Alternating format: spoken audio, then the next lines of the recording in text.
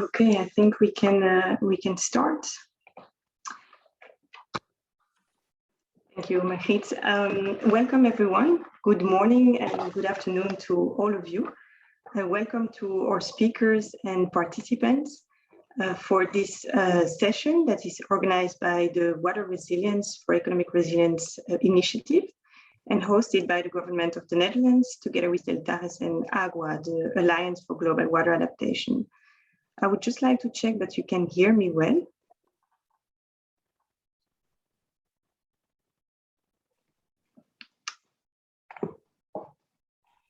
Margriet, can you confirm? Yes. Okay, very good, thank you. So I will be the host for this session, which will be looking at the link between water resilience and economic resilience. This link is actually at the heart of an initiative that started last year with the intention to raise awareness on the topic, but also to contrast and evaluate traditional and new approaches to economic resilience. So we are very happy that you joined us today for looking at this link between water resilience and economic resilience. So the goal of this initiative is quite ambitious, also intending at the definition of an economic framework that properly incorporates water resilience. And last year, we kicked off the initiative during the Climate Adaptation Summit that was held in January, also online, unfortunately. But our partners from Wetlands International, the ADB, OECD, and others reflected on cases at project level. So today, we actually invited our speakers and also you as participants to reflect on processes at the national level, which have led towards a better integration of water resilience in, let's say, their strategy for economic resilience, and how this paves the way forward. So we will take some time to look at three national cases, namely Bolivia, the Seychelles, and Spain, and explore how those countries try to develop national economic resilience strategies that can reflect the insights gained from the practice and policy of water. So as participants, you are also invited to share your questions via the chat through the Passable platform, and we will have some time at the end of the session to take your questions. So welcome to all of you, and to start the session, we will first welcome our first speaker. We will set the scene for us and coming back on the concept of water resilience for economic resilience. So I'm really honored to have today Diego Rodriguez, who is lead economist for Southern and Eastern Africa at the World Bank Water Global Practice, and who will take us through the topic. Diego, the floor is yours.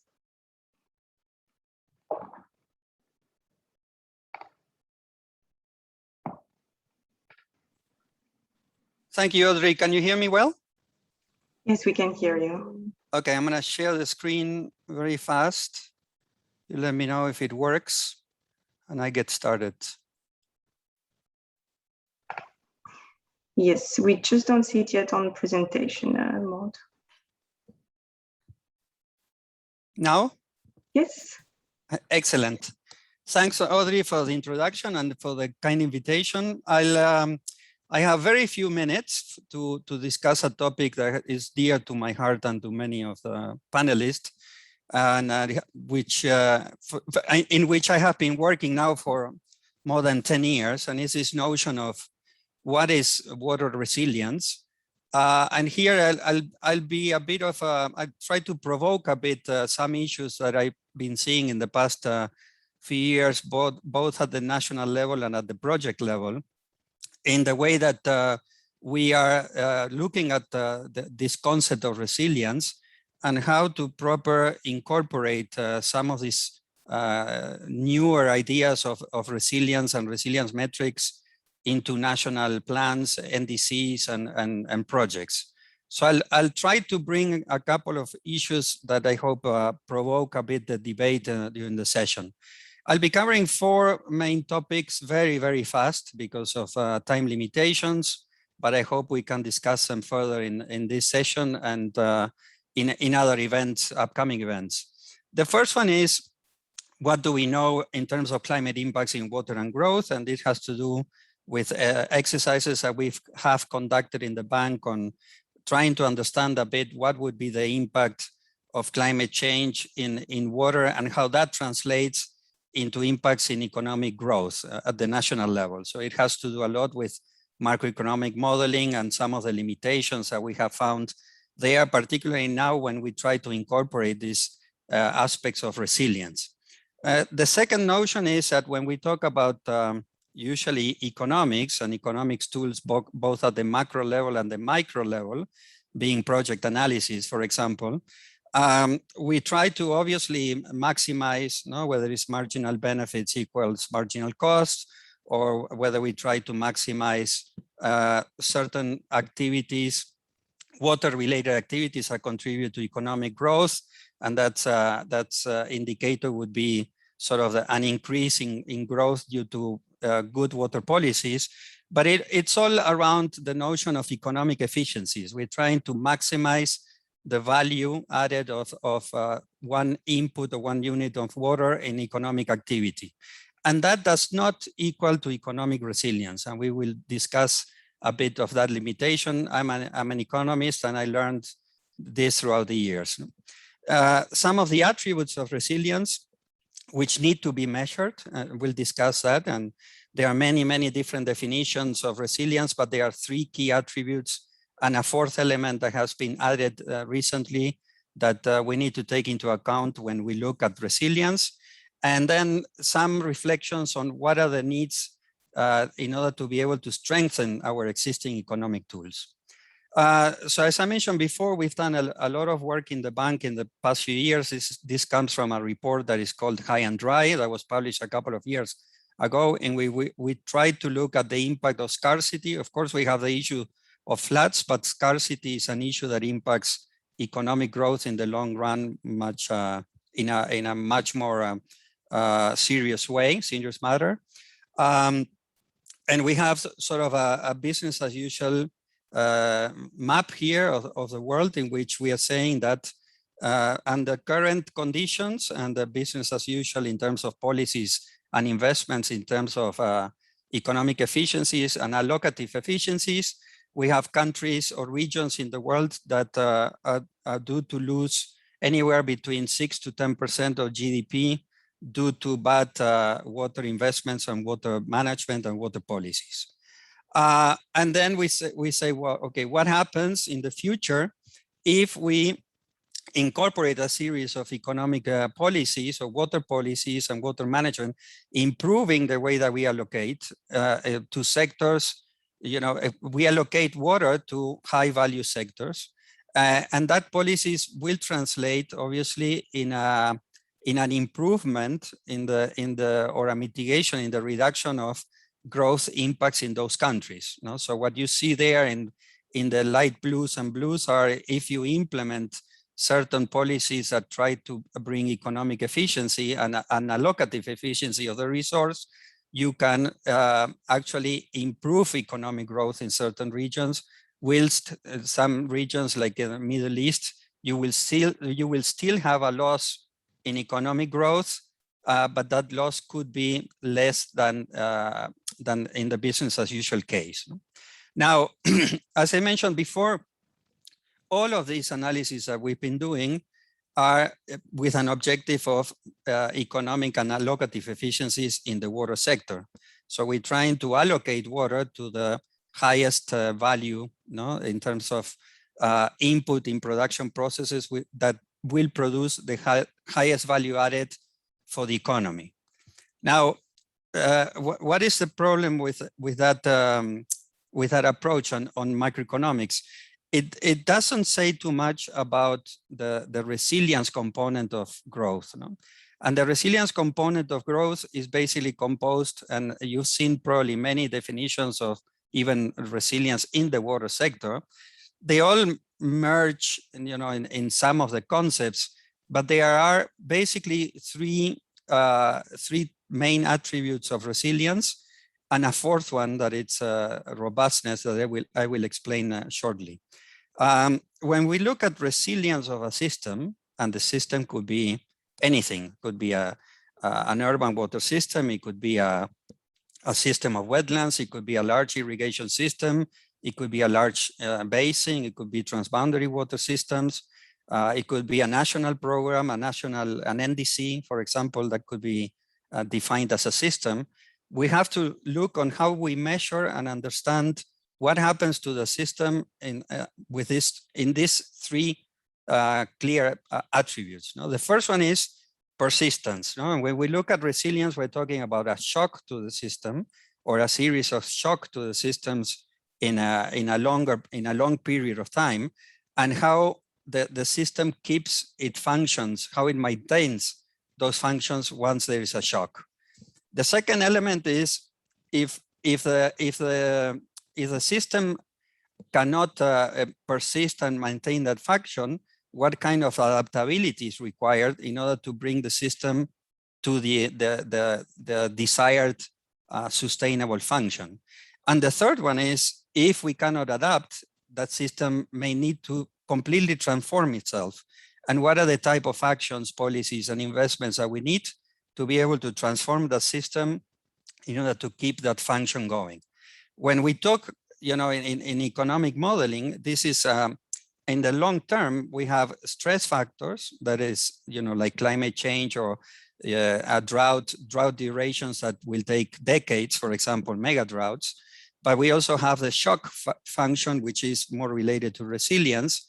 And when we look at a 50, 70-year investment or a national plan, the question and the uncertainty that we have around this is that we don't really know what kind of shock or series of shocks the system will face, let's say in a 50 or 70-year period, what the timing of the shock, the duration of the shock, the type of impact that shock can have.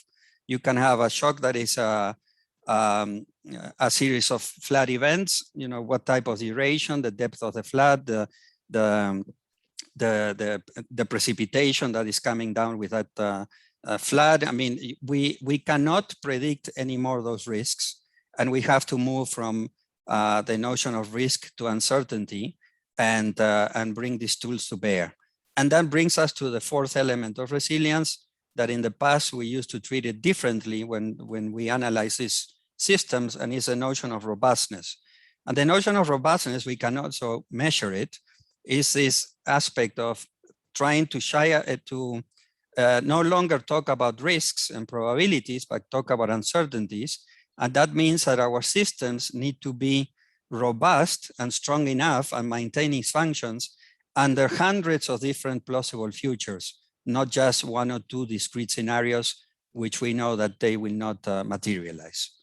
So in the notion of economic resilience, and when we look at national programs or projects, investment projects, what you see here is that we are trying to have a series of investments or actions that basically takes us from the first path, which is a business as usual path that you see there in red, in which there is one shock or a series of shocks, and they are worsening the water crisis due to the performance of the system from that particular shock or series of shocks.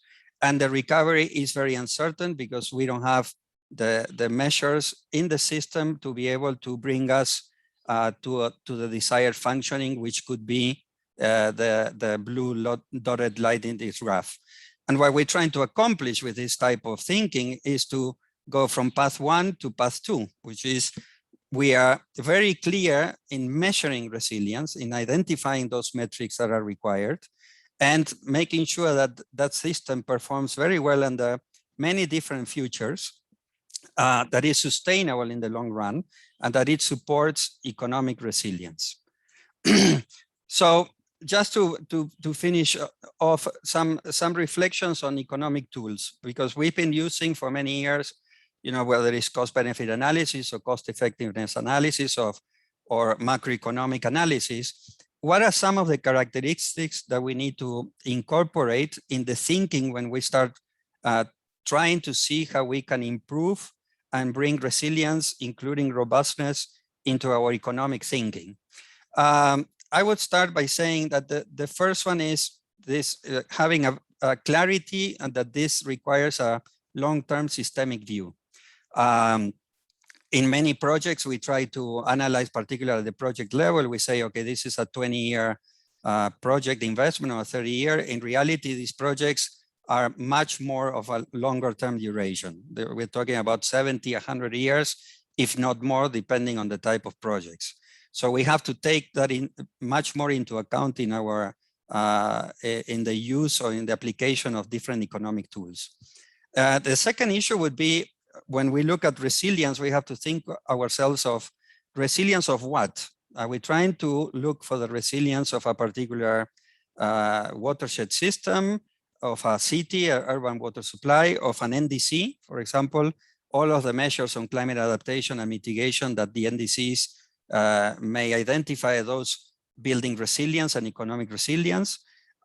Institutions, which is obviously an area with big uncertainty as well. The second one is resilience. How do we do it? How do we measure that? Are we talking about resilience of a project that will build resilience of communities, or we want to build resilience of communities through projects? And that's not a trivial question. And then obviously for whom? Is this for the entire country, for a particular community? And these are things that you need to identify as part of the analysis. And I'm going to touch on two more here, and you see the rest. The third one is on the indicators. Very, very difficult. I mean, when you look at resilience, you can have an array of different indicators. You can have indicators that are project-based.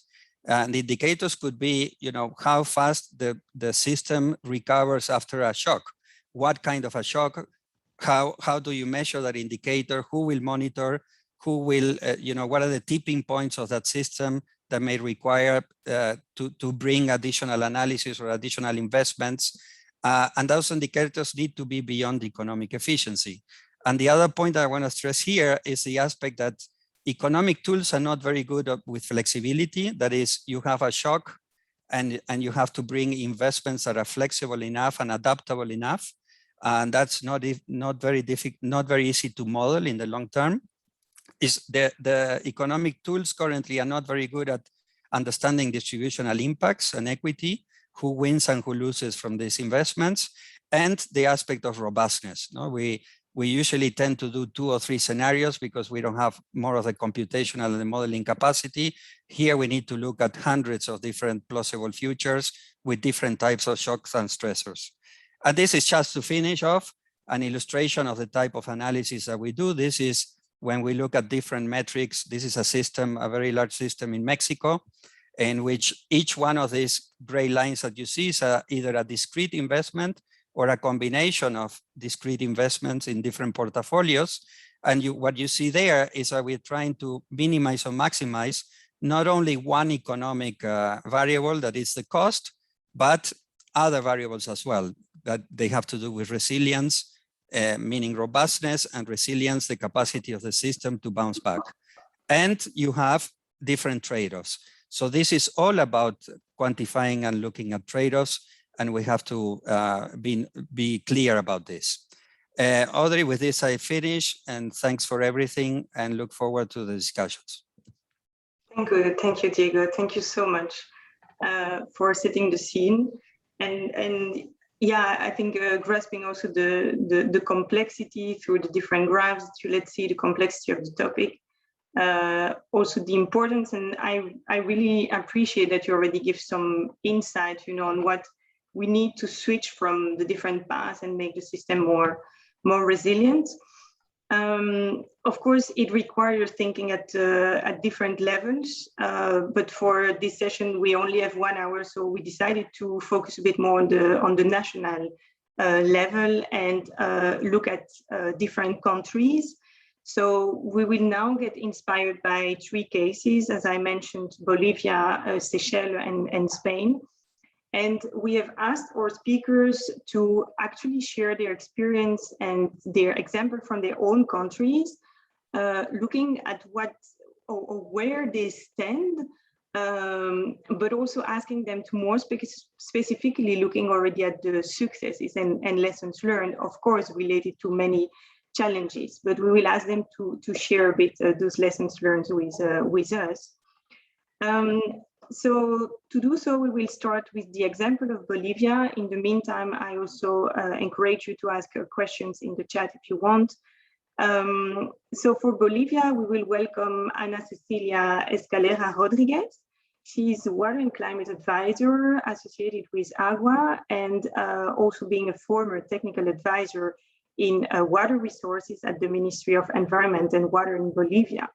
And she's currently working with the Bolivian government on the formulation of their NDC, which was also mentioned by Diego as a way to implement also water resilience in economic resilience.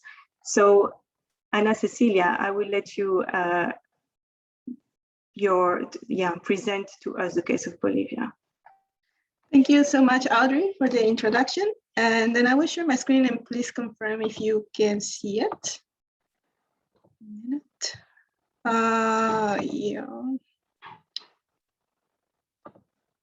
Yeah, is it visible? Yes, it is. Yeah. Oh, okay. Thank you. Okay. Yeah, I will present the case of my country, water resilience as a national economic strategy in Bolivia. Well, Bolivia is considered one of the most vulnerable countries to natural disaster, which is a situation that has been aggravated by the effects of climate change and also the densification of population living in vulnerable regions. Our history with extreme climate events show that floods and droughts are the main hazards in the country, which cause important economic losses in infrastructure and for different productive sectors, especially in terms of agriculture and livestock. During the last 10 years, we had damages valued in $3.3 billion, around 1,100 deaths, and more than 3 million people affected by these hazards. In summary, 20% of our country lives in a high-risk region exposed to floods or droughts, and these regions contribute more than 20% to the gross domestic product of the country. Given this context and recognizing the importance of increasing climate risk resilience, disaster risk reduction and climate change adaptation became a priority in the Bolivian agenda as a strategy to enhance the economy of the country embodied in the National Economic and Social Development Plan, PEDES, where hydrological risk management and other measures to enhance water resilience are part of the 13 base pillars of this plan, demonstrating that water resilience is a key economic strategy for the country. Under the PEDES lineaments, normative frameworks have been developed to integrate these water resilience strategies into the levels. Politic, through the National Integral Planning System; strategic, through integral development plans at sectorial and territorial levels; and also operative, through pre-investment and prioritization regulations. This framework allowed the government to achieve important advances in terms of enhanced water resilience and also climate change adaptation through the establishment of new strategies and actions for implementing key mechanisms and instruments. These implementations were led by different governmental instances, such as the Ministry of Environment and Water, Civil Defense, and Land and Rural Development, with the support of international cooperation. As an example of the mechanisms and instruments implemented under the framework of an enhanced water resilience is the National Disaster Early Warning System, which provides continuous information regarding risk scenarios and the current situations in terms of floods. And since 2020, thanks to the development of the National Drought Monitor, it also provides information regarding the drought situation in the country through the use of sophisticated operative systems. While the system is mainly managed by the Ministry of Civil Defense, all the work developed is a result of an interinstitutional cooperation with the Ministry of Environment and Water and also the National Meteorological and Hydrological Service. The information that is reported by the system is key for decision makers to take action to diminish the effects of floods and droughts. And as example of these actions that are taken based on this information, I can mention, for example, in terms of floods, the preparation of camellones systems, which is an ancient technique used to protect crops against floods, And also the implementation of flood barriers in strategic regions to allow the evacuation of communities and also livestock protection, which is of main importance for the country. These actions became especially important in the Amazonian region of the country, where the actions are implemented under the premise of vivir con el agua, which literally means living with water. In terms of droughts, with the information provided by the drought monitor, farmers and agricultural communities are also able to act with anticipation towards potential drought events through enabling rainwater harvesting systems and also make decisions regarding planting more resistant crop varieties, for example. And such measures help to reduce the crop losses and also allow to reduce significantly the economic losses for the sector. And something that is even more important, to enhance food security, which is becoming a recurrent problem in some regions of the country, given the increased frequency of drought events.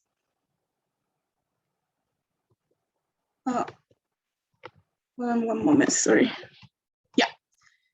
Considering water resilience as an economic strategy implies recognizing that water is transversal for different productive sectors, and therefore the economic development is strongly tied to it. In light of this perspective, the ongoing process of developing the second version of the Bolivian National Determined Contributions, the NDCs, which is currently supported by AGUA thanks to the efforts of the German cooperation in Bolivia, is looking to embody and align the goals established by the PEDES to the ambitions presented in the NDC.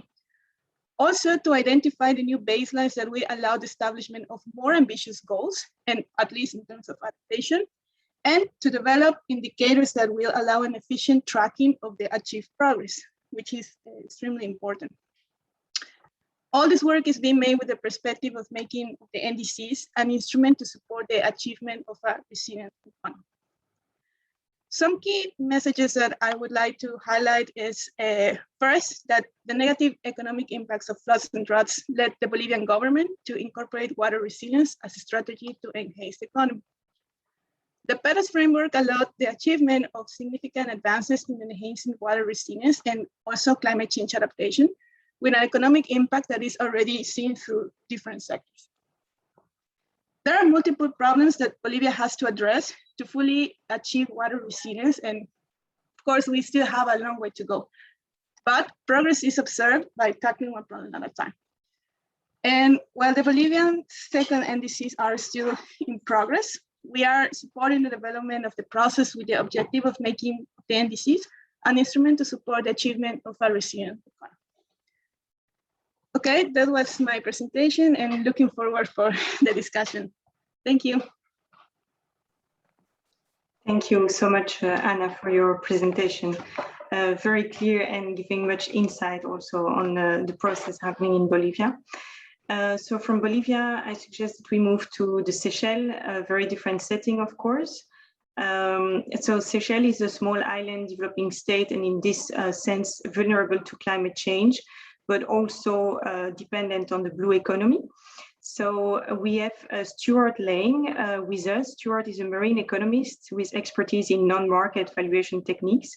He's a lecturer at the University of Seychelles and researcher at the Blue Economy Research Institute, also part of the Finance Committee of SECAT, the Seychelles Conservation and Climate Adaptation Trust. Stuart, please, you can start your presentation. Audrey, I assume you can see my screen clearly? Yes, we do. Great, thanks very much.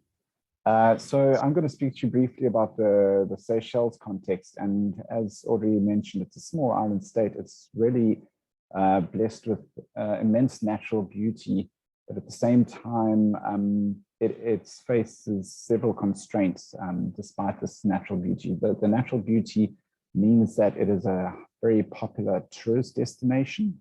So in spite of its population being around 98,000 people before coronavirus was an issue, the Seychelles welcomed 360,000 people to its shores, which means we're looking at roughly 4 times the population that comes to the country for visits, just for recreation.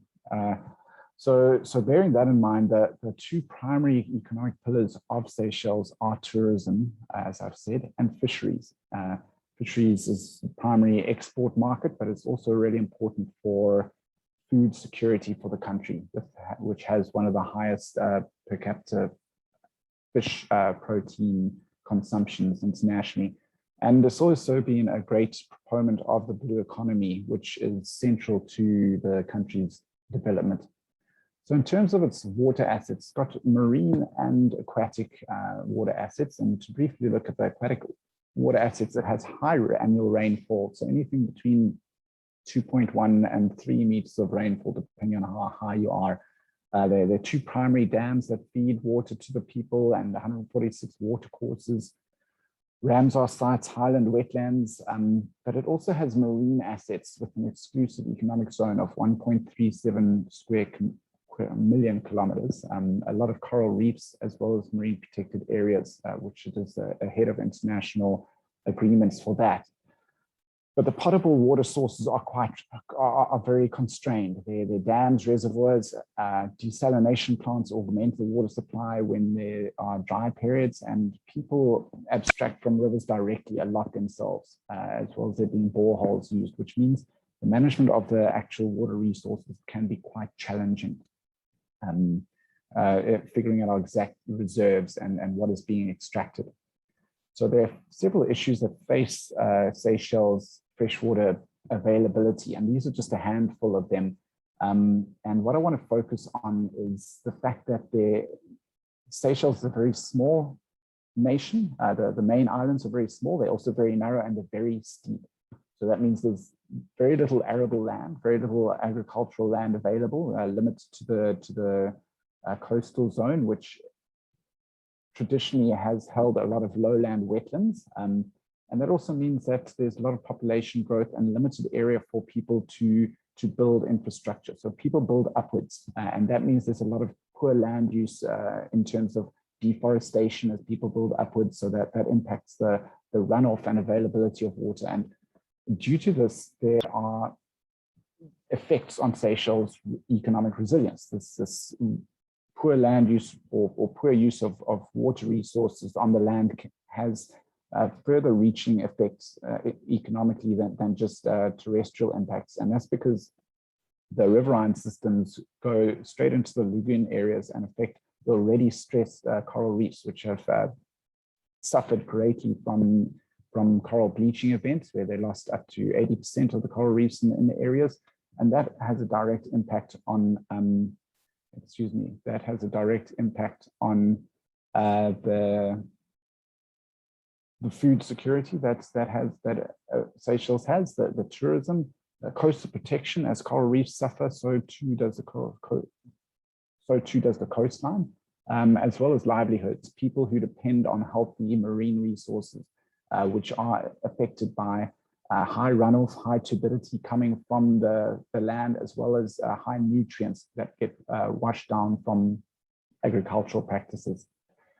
So that has a great effect on the resilience. And what Seychelles is using quite effectively is its nationally determined contribution. In 2015, its initial nationally determined contribution was criticized for lack of a blue economy representation. And this has been improved in the upgraded one, the revised one in 2021, where adaptation was focused on from a blue economy perspective. And in this process, it was a strong indication that there needs to be holistic and interconnected management of these resources to ensure that to ensure economic resilience. Basically, if the terrestrial resources are managed better and there's less water runoff, it means that the coastal area can be more resilient. So they adopted a ridge to reef approach to coastal management, amongst many other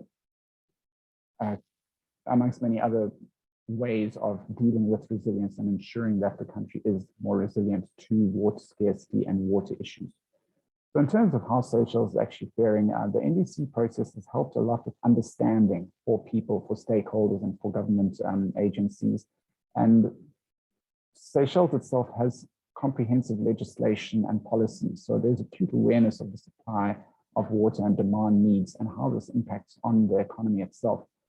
But going forward, it's critical that the monitoring of the NDC commitments and the communication between ministries needs to happen and needs to be accountable. So there needs to be people accountable for this process to ensure success. And now I'm going to briefly share with you a video that was created during the NDC process that will showcase the adaptability of Seychelles.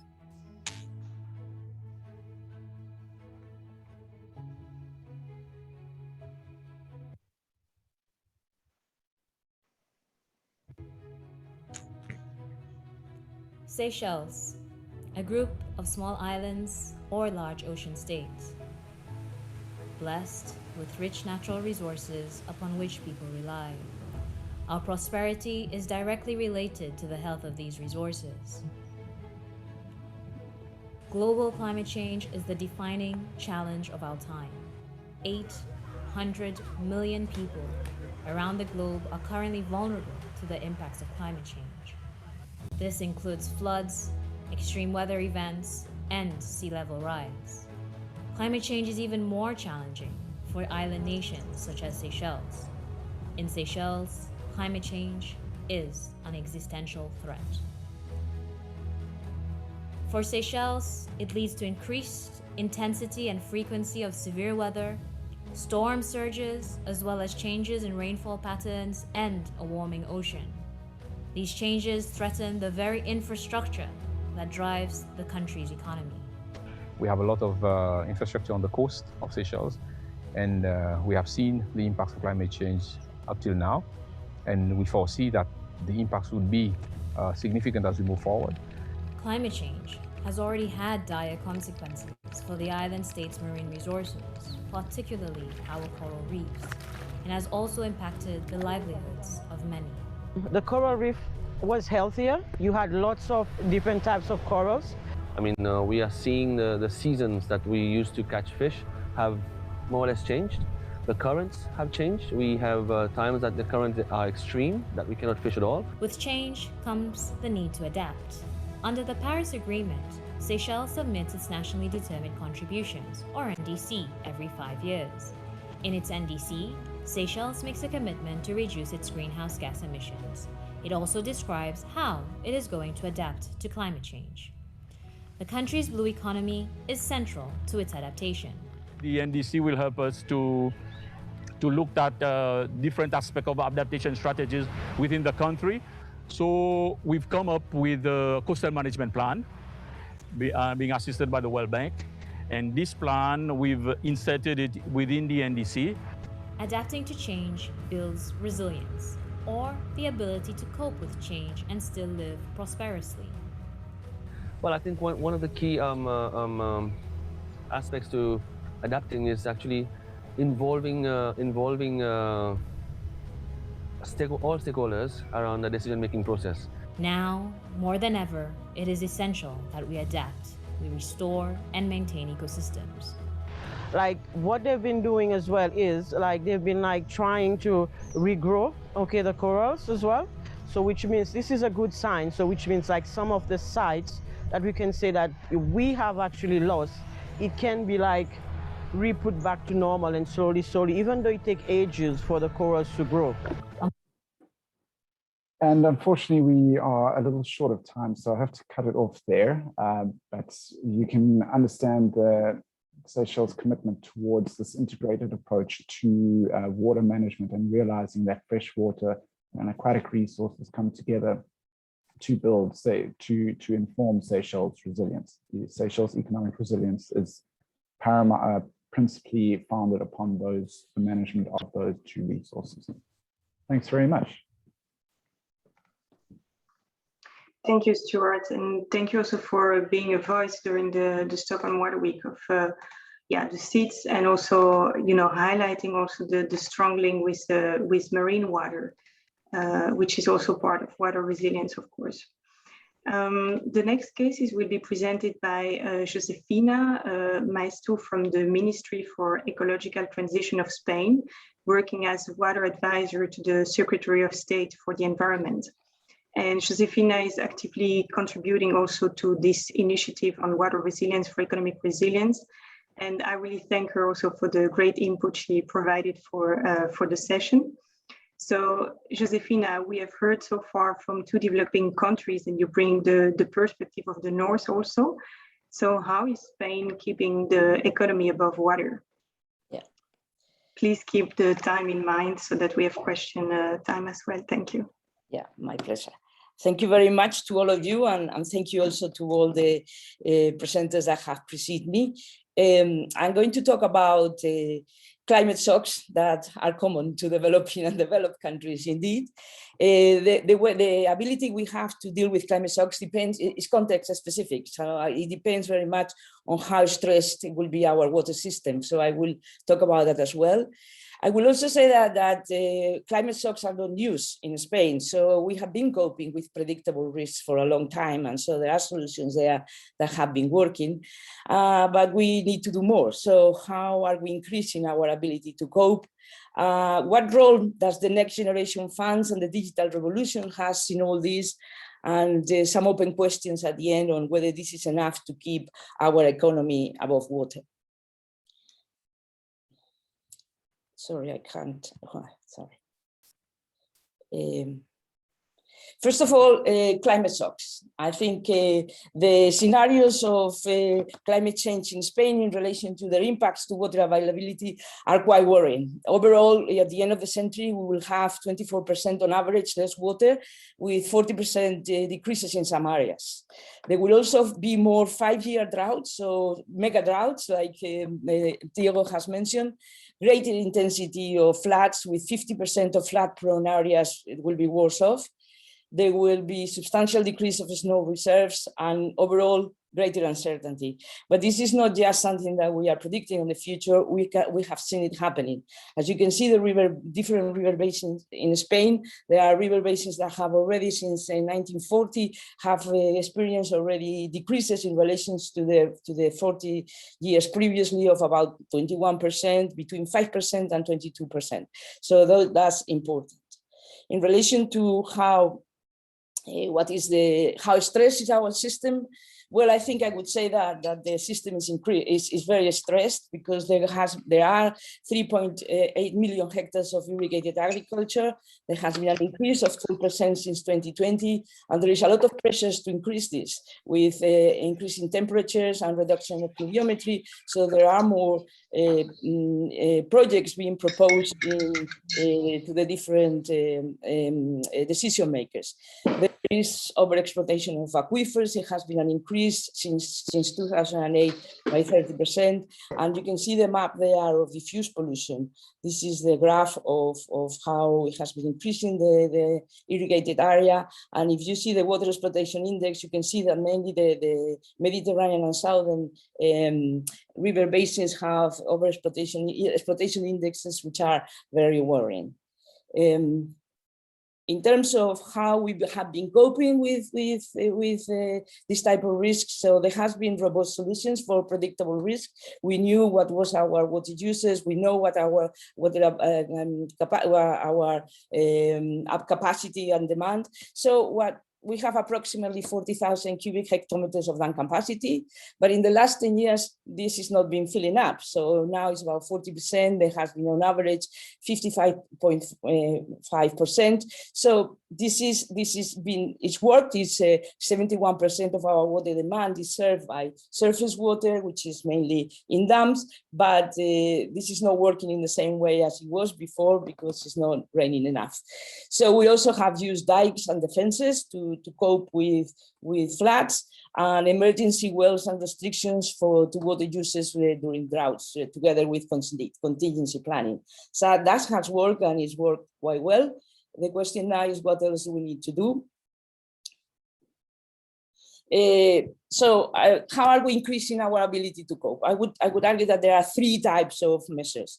One is the diversification of supplies. If you see in the map, all the area in the Mediterranean, they have diversified water supply sources. The ones in the north and in the Atlantic, they are, the surface water. The blue one is the main source of supply with some groundwater, but in the Mediterranean, in the islands, there's increased number of desalination and also wastewater reuse. So they are diversifying the water sources to be able to cope with climate change and with these impacts, mainly during the drought periods.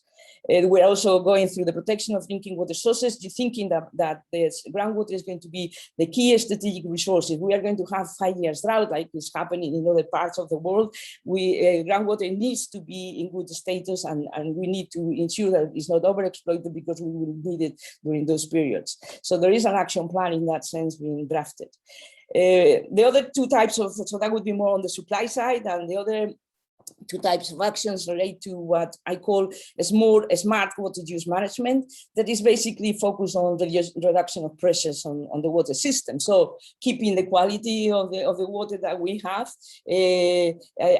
limiting water use and reduce water allocations. We have in the new river basin management plan, we have limited by 1,600 cubic hectometers the water allocated to water uses, so that basically those were the reserves we had in the dams that will not be able to now be allocated to users. Increase wastewater treatment and water smart agriculture regulation in terms of incentives to control pesticides and fertilizers. So that would be the smart water use management. And then we are also moving from reduction of impacts to co-benefits in the water systems and the economic systems, that I think has been a lot of talk about us in this. This is sort of the bottom-up approach that we have seen. And we're talking about nature-based solutions, mainly in flood management, river regeneration, contingency regulations in drought management, insurance tools.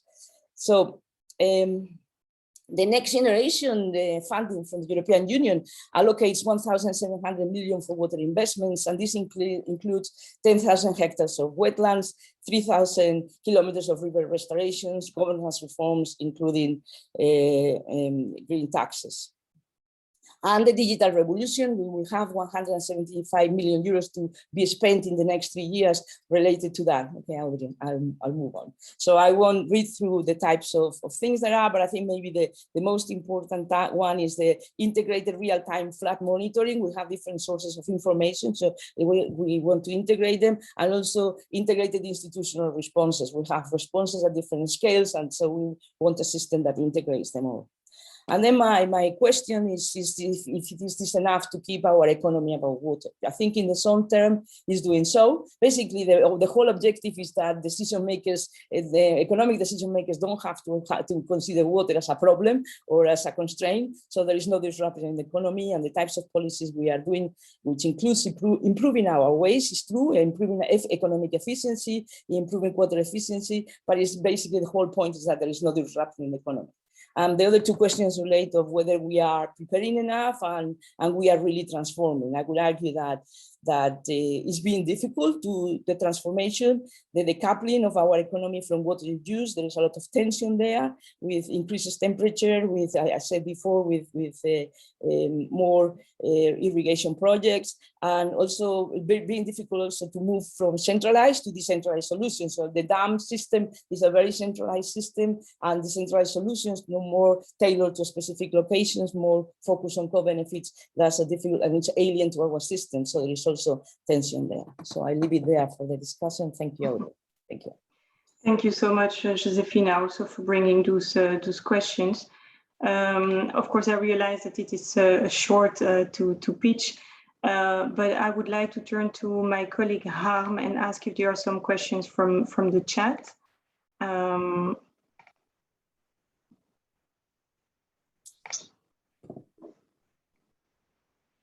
And if not, then I would like to give the opportunity also for the speakers. Harm, do we have some questions? Yes, sorry for I have to unmute myself and also make myself visible. I received some questions, but not through the chat, but through other channels. And I can also bring that also forward. So, but please also, when you have some questions, post them in the chat. We cannot maybe also address them now, but also later on after the meeting. There was one question that John Matthews also posted. He mentioned that, Jacob mentioned that trade-offs around water are a crucial issue for economic resilience. In Bolivia, it seems a matter of managing extreme events, while in Seychelles there is a tension between water necessary for residents versus water for tourists. Effectively a much larger population. So the choices for Seychelles seem very especially stark. Is the economic activity that Seychelles dilating is the economic activity that Seychelles has moved towards essentially dehydrating the whole economy, and the trade-off seems very harsh. So that is a question for Stuart, I suppose. I guess so.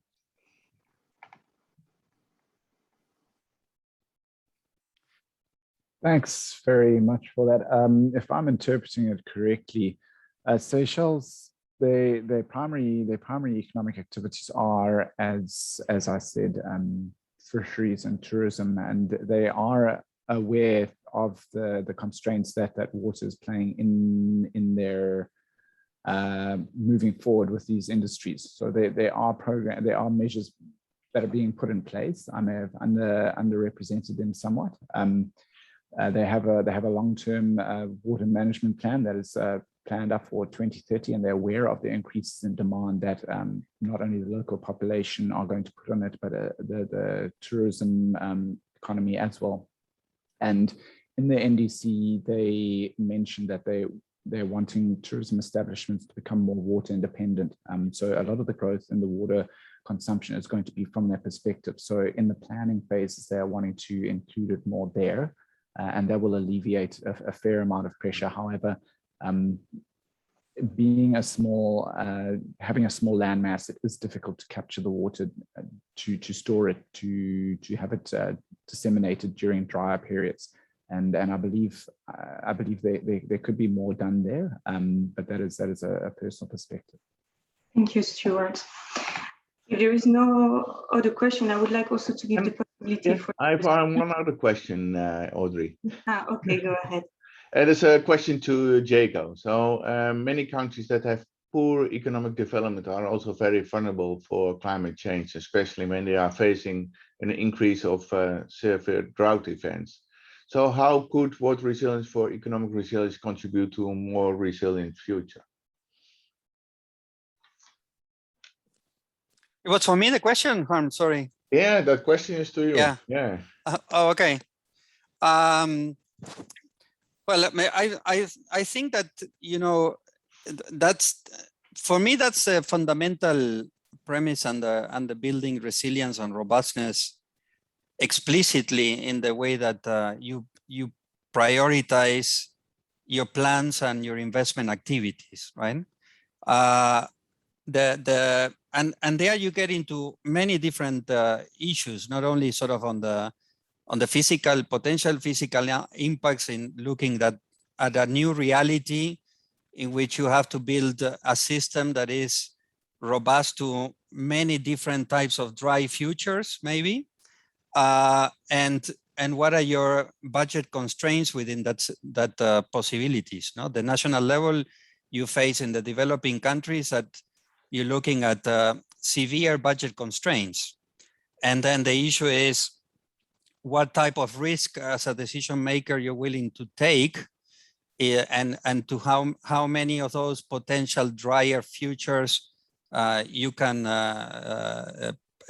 prepare, you know, a series of investments that bring resilience. And that's part of what we're trying to do. So you have among many of the variables of selecting and prioritizing investments and actions, what you're looking is on prioritizing a series of investments in which you can bring flexibility, understanding that, you know, usually water investments are very lumpy, no? Lumpy investments, and you need massive capex in the beginning, and then in many cases also very expensive OPEX, wastewater treatment plants. After 10 years of implementation in OPEX, you spend the same amount as you spend usually in CAPEX. So I think is understanding that you cannot separate the resilience and robustness identification of actions from the fact that you have a budget constraint in the system, right? So that budget constraint needs to be part of your decision making and see how you can bring further flexibility. And I think one other aspect for us that is critical is you need to be much more creative or much more efficient in the way that you use public and private resources, the financing side of it. Avoid the unnecessary subsidies, be much more on the progressive subsidies if needed, be much more efficient, bring results-based financing much stronger, right? Bring different types of regulatory incentives to the system. I'm not so sure I answered your question, Harm, but I tried. Thanks, Diego. Yeah. We can take a last question, but I will ask the speaker to answer in 1 minute. There was also a question for Anna. Did Bolivia have an economic resilience strategy before their NDC? Or were these ideas embedded in other policy instruments? Or did the NDC help push them in a new direction? Yeah, thanks for the question. I think, yeah, I mean, the strategy is basically the pillars of the PERES, which is our economic and social development plan. And yeah, currently what we are trying to do is to align that with the NDCs. So because our first NDCs are not very aligned. So right now we are trying to put it in a new path with the objective to make of the NDC some kind of like a base document, so to say, that will allow us to not only to work towards water resilience to enhance economy, but also to show the advances that we are doing and also track our own advances. Thank you, Anna. Let's keep it there because we have to close this session on time. And I will turn to Kathleen Dominic, who is program lead of financing water at the OECD, and really working at the interface between both the water and economic sectors. And Kathleen, as wrapping up of this session, could you tell us what would be your lessons learned from this session and what should be the key messages for the participants to take home? Yes, absolutely. Thanks, Audrey, and thanks to the speakers. I thought that was a really fascinating discussion. I know we don't have a lot of time, so let me just pick a few points. One is I think we can clearly see that water systems and economic systems are clearly interconnected and complex systems. So we need to understand them from that point of view. And given that, we have multiple channels of transmission in terms of disruptions to water resilience into what can disrupt economic resilience, both at macro, micro levels. We see those in negative economic impacts of floods and droughts, competition for scarce resources, long-term drag on economic growth in some cases, and also rising pressures on water systems that actually reduce the capacity to cope. So what to do about it, right? We heard quite a lot in terms of different strategies, the links to the NDCs and also national planning tools. That's great, but we also have to question, are our coping strategies working? Are they fit for purpose? And we heard that really clearly from Josefina saying, well, we know how to deal with the predictable risk, but how do we adapt those coping strategies to dealing with more and more uncertainty? And she highlighted some points there, including, I thought was quite interesting, looking for measures that have multiplier effects. So bringing not only sort of trying to reduce negative impacts on the economy, but to bring also additional positive impacts. Let me then come to a last point, and that is really thinking about next steps. So where to go with this discussion. And I come back to Diego's point around, in his presentation, around the limitations of the current, the economic toolkit for really understanding these interlinkages. lack of metrics around resilience. We don't know how to measure and the value flexibility, for example. So there's a lot to do there.